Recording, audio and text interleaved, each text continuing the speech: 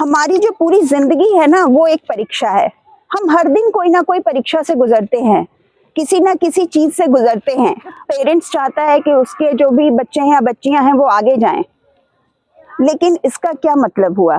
क्या उन पे इतना दबाव डाला जाए कि वो 90+ ही लेके आए? एक ऐसा डरावना सपना हो जाता है जिसको पूरा करने के लिए वो बच्चा रात दिन मेहनत करता है, और फिर आप उसके साथ साथ उसे 4-5 कोचिंग में डाल देते हैं। क्यों?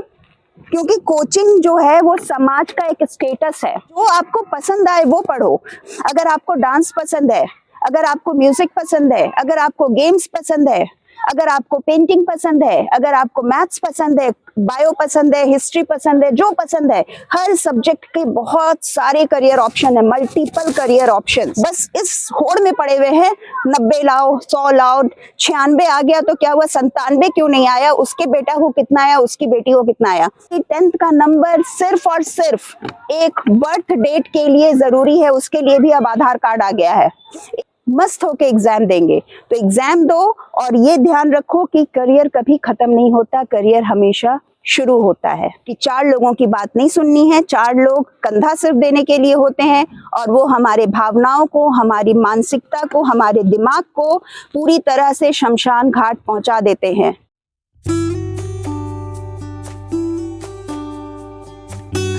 Hi everyone, this is Pallavi once again signing in from तमन्ना वानी। उम्मीद है आप सभी मस्त होंगे, स्वस्थ होंगे और अपने लिए जीना शुरू कर दिए होंगे, और अगर नहीं तो तमन्ना वानी के मुहिम को समझिए, अभी इसी वक्त से अपने लिए जीना शुरू कर दीजिए। जो दिल कहे वो करें। अभी मौसम आ गया है परीक्षा के, और हम लगातार बात कर रहे हैं उम्मीदों के बारे में, और अभी पिछले वीडियो में मैंने बात की थी आत्महत्या के मनोविज्ञान के बारे में। इन सब बातों को करते हुए मैं बात करना चाहूंगी थोड़ा सा फिर से एक बार परीक्षा पर। परीक्षा क्या है? क्या साल में एक बार जो हम लोग लिख के जाते हैं और उस पर मार्क्स बैठ जाता है, क्या वो परीक्षा है? नहीं। हमारी जो पूरी जिंदगी है ना, वो एक परीक्षा है। हम हर दिन कोई ना कोई परीक्षा से गुजरते हैं, किसी ना किसी चीज से गुजरते हैं। और आप सबों को पता होगा, ये वीडियो मैं खास करके बच्चों के लिए बना रही हूँ जो अभी एग्जाम्स में बैठ रहे हैं। एग्जाम की महामारी आई हुई है, इसे मैं महामारी ही कहूंगी। अभी हमारे बिहार में 1 मिनट लेट होने या 2 मिनट लेट होने के कारण इंटर की परीक्षा में बैठने नहीं दिया गया परीक्षार्थी को। और अभी जब मैं कल परसों जब आ रही थी रास्ते में, तो मैंने जो ट्रैफिक देखा और जिस तेजी के साथ गाड़ी चला रहे थे बच्चे या बच्चियां पहुंचने के लिए सेंटर तक, टीचर दौड़े पड़े थे, ऐसा लग रहा था जैसे सब दौड़ रहे हैं।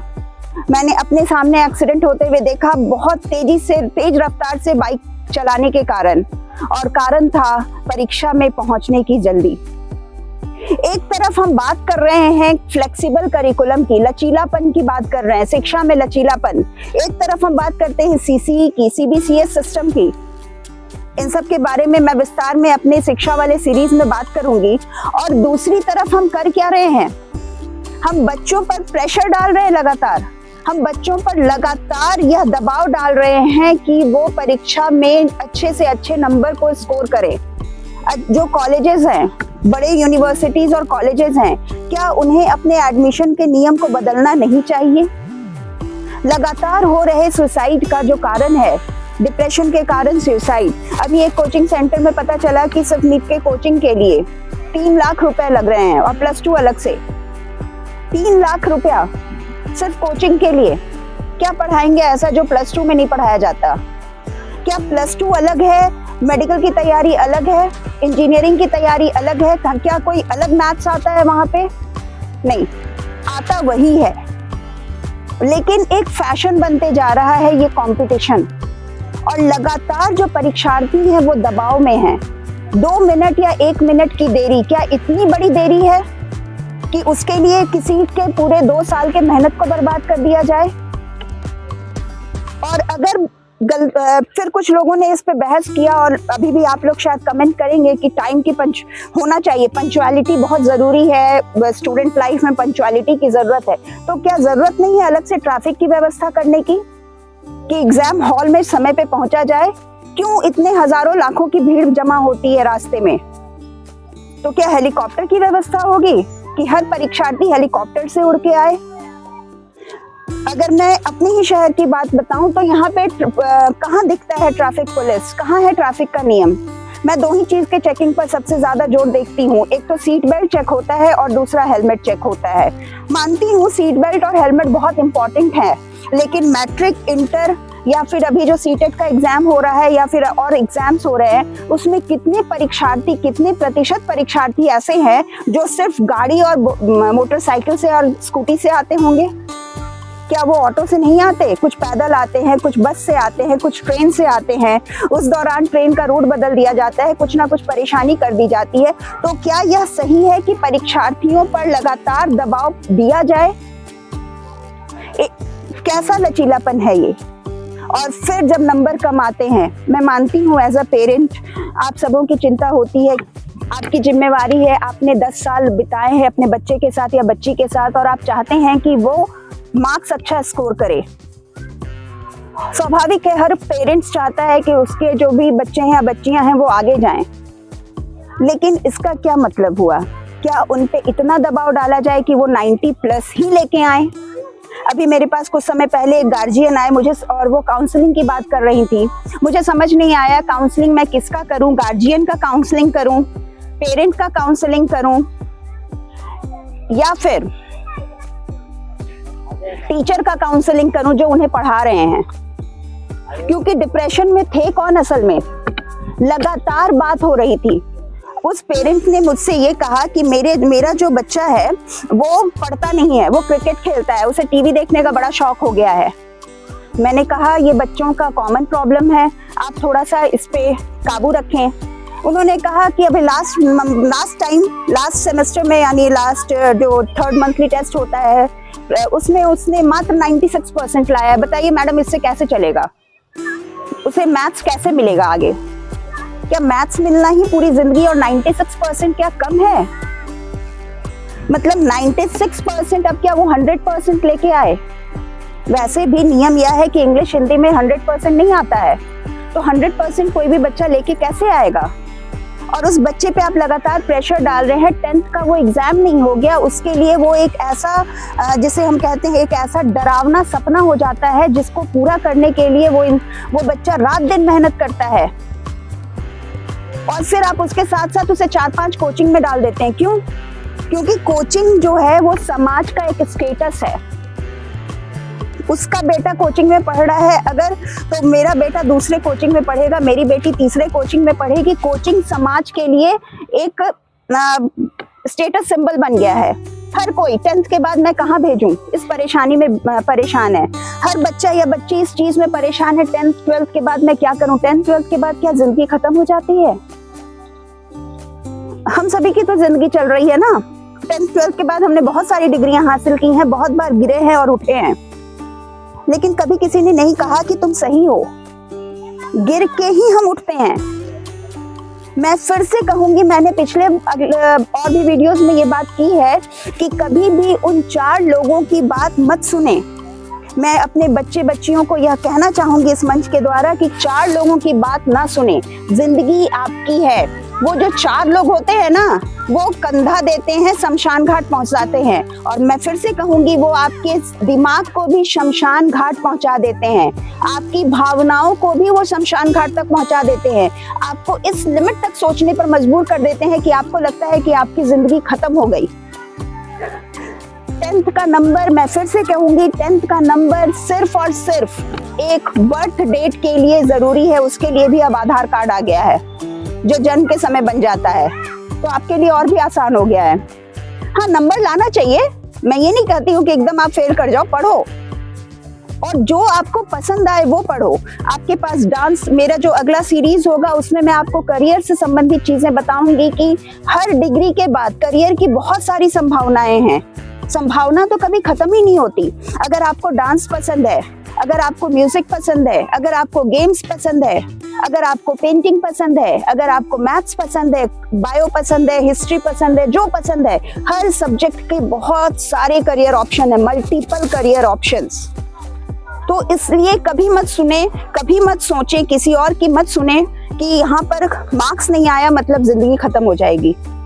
मार्क्स सिर्फ एक अंक है। जिस तरह हमारा उम्र एक अंक होता है ना, अभी हम 10 साल के, फिर 11 साल, फिर 12 साल, फिर 15 साल, फिर 50 साल, फिर 60 साल, फिर 80 और 90 और 100 साल, ठीक उसी तरह से ये 80-90 नंबर सिर्फ एक अंक है।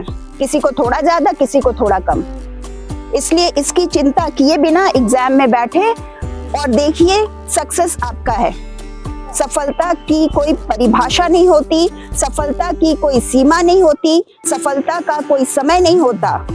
मेरी एक फ्रेंड कहती थी कि मेरे पेरेंट्स ट्यूशन पढ़ने नहीं भेजते थे और वो 10th की टॉपर थी, वो बोर्ड की टॉपर थी। उसने मुझसे बताया था कि उसे ट्यूशन पढ़ने नहीं भेजते थे तो वह क्या करती थी, खिड़की से देखती थी।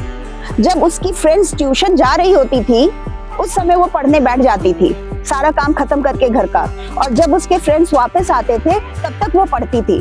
और वो कहती थी कि उसमें मुझे 1 घंटा एक्स्ट्रा मिल जाता है, क्योंकि मेरी दोस्त लोग तैयार होती है, फिर ट्यूशन सेंटर तक जाती है, वहाँ जाने में आधा घंटा और वहाँ से आने में आधा घंटा लगता है। वो 1 घंटा मैं एक्स्ट्रा पढ़ लेती हूँ, और उस 1 घंटा एक्स्ट्रा को पढ़ के उसने खुद से पढ़ाई की और वो टॉप की। तो ऐसे बहुत सारे एग्जाम्पल्स हमारे समाज में हैं, लेकिन हम इन सब एग्जाम्पल्स को नहीं ध्यान देके बस इस होड़ में पड़े हुए हैं, 90 लाओ, 100 लाओ, 96 आ गया तो क्या हुआ, 97 क्यों नहीं आया, उसके बेटा को कितना आया, उसकी बेटी को कितना आया। एक चीज और, तुम्हारा जब रिजल्ट आएगा ना तो तुम्हारे समाज के सारे शुभ चिंतक, सारे रिश्तेदार तुम्हारे आसपास खड़े हो जाएंगे। बेटा कितना आया तुमको, बेटी कितना आया, अरे मैथ्स में इतना कम आ गया, हिंदी नहीं पढ़ पाई थी तो कोई बात नहीं। उनकी तो बिल्कुल मत सुनना, क्योंकि ऐसा वही बोलते हैं ना जो खुद अपनी जिंदगी में सफल नहीं होते। जो कंपटीशन दिए हैं वो कभी नहीं कहेंगे कि पहले कंपटीशन में तुम्हें compete कर जाना चाहिए था। जो एग्जाम दिए हैं वो कभी नहीं कहेंगे कि 95% क्यों नहीं आया, तुम्हारा 96% क्यों नहीं आया। वो तुम्हारे 90 और 80 और 70% से भी सेटिस्फाइड होंगे। नंबर सिर्फ एक अंक है, याद रखो।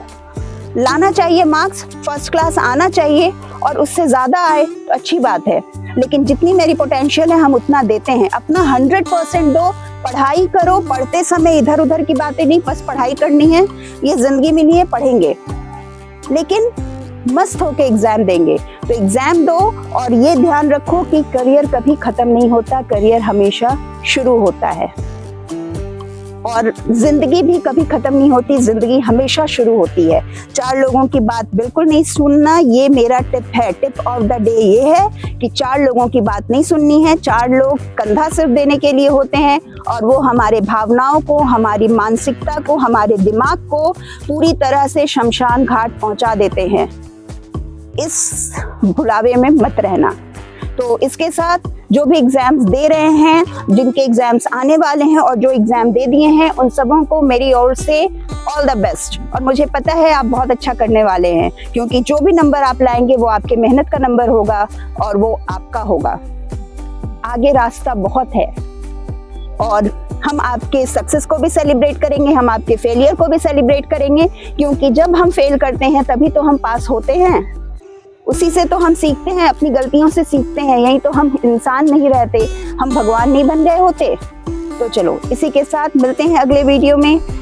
अपनी बातों को हमारे साथ साझा करो, अपने समस्याओं को मुझ तक पहुंचाओ, मैं कोशिश करूंगी उसके समाधान की। जो भी तुम्हारे सवाल है उस पर बातचीत कर सकते हैं। तुम हमारे वेबसाइट www.tamannawani.com में भी जाकर वहाँ पे अपने रिव्यू दे सकते हो।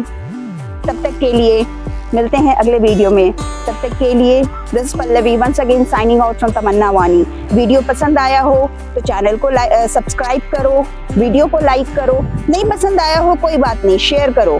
कोई ना कोई कहीं ना कहीं जरूर होगा जिसे इस वीडियो की जरूरत होगी। Thank you, see you again.